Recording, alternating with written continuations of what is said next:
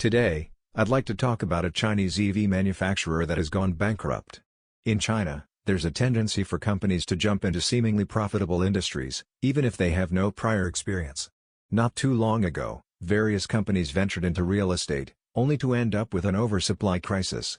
Now, the same thing is happening in the electric vehicle (EV) sector. Companies with no prior involvement in the automobile industry have entered the market. One such company is Evergrande Group, originally a real estate company, which also ventured into the EV industry. I've discussed this in previous videos, but let's take a look at what has happened to Evergrande's EV subsidiary.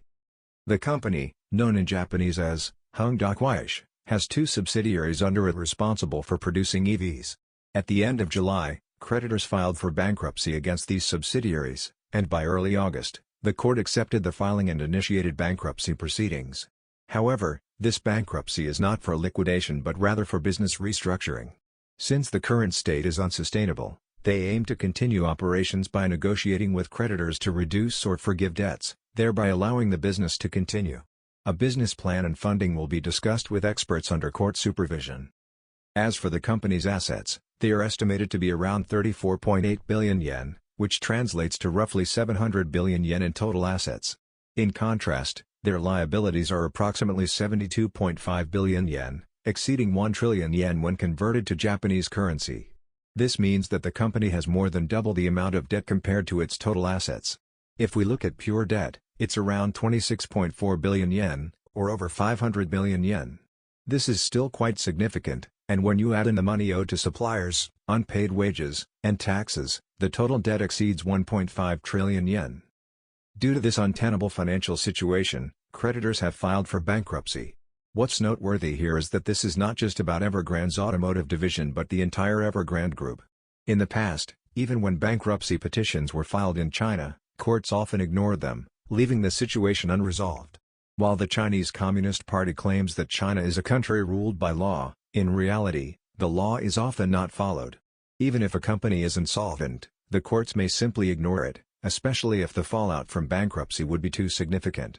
The petitions are accepted, but they are often left unattended. As a result, in a country where laws are not strictly enforced, the future is unpredictable.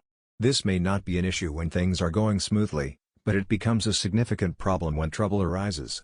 So, what will happen to Evergrande Group? With enormous debt, those who lent them money are in a difficult position.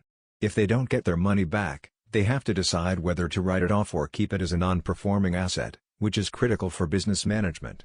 If a worthless asset is still on the books, it can create problems for the creditor companies as well. Therefore, creditors want the debts to be legally settled, but because the process is stalled, they are in a difficult situation. Many people have struggled with Evergrande Group, but the situation has been ignored until now. However, this time, a bankruptcy petition was filed in July, and the bankruptcy proceedings were accepted in early August. This indicates a significant shift in the Communist Party's stance towards Evergrande Group. Essentially, it seems they are now saying, if bankruptcy proceedings are inevitable, then let them proceed.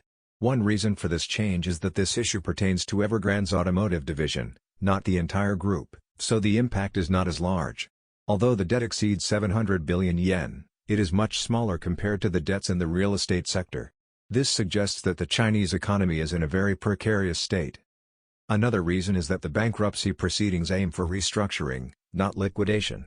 This means that the EV business is expected to continue, with negotiations taking place between creditors to allow for continued operations. In other words, there might be a belief that this EV business can survive in the short to medium term, and stakeholders might be thinking along these lines. However, China's EV industry is already facing excessive competition. Companies are slashing prices to increase market share, leading to dwindling profits.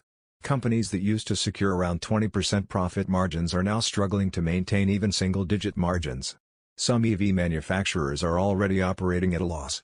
The intense competition in China makes the idea of the EV business being sustainable rather naive.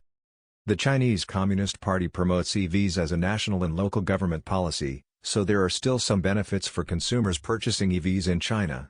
These include subsidies, tax incentives, and favorable loan conditions. This is one reason why Japanese automakers are struggling in China. They were slow to shift to EVs, putting them at a disadvantage in the Chinese market.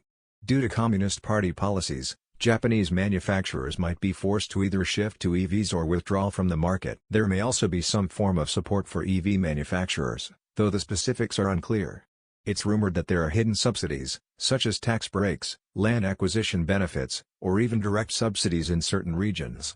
This could be why local governments in China favor local manufacturers, aiming to expand market share and export abroad. This might give the impression that the business could continue for a while. However, just like the real estate sector, overproduction is likely to become a problem. The Chinese EV industry is already in a state of excessive competition, and a severe shakeout is likely in the coming years. It is impossible for all EV manufacturers in China to survive. If the government tries to support all of them, competition will become too intense, making it difficult to turn a profit. Additionally, external factors like currency fluctuations and rising import costs will make many companies financially unstable. Therefore, companies like Guizhou, which entered the automotive industry late, would be better off not continuing. The industry is already saturated. However, despite being a communist country, there is a lack of planning in these matters. The Communist Party's internal interests take precedence, with different factions doing as they please, making it difficult for the country as a whole to manage production effectively. Guizhou might continue making EVs after restructuring, but it's highly questionable whether their business will run smoothly.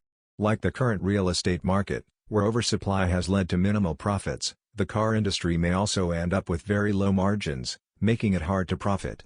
Exporting to other countries will also be challenging, as Western countries are already wary of Chinese cars and are implementing various measures to prevent them from entering their markets.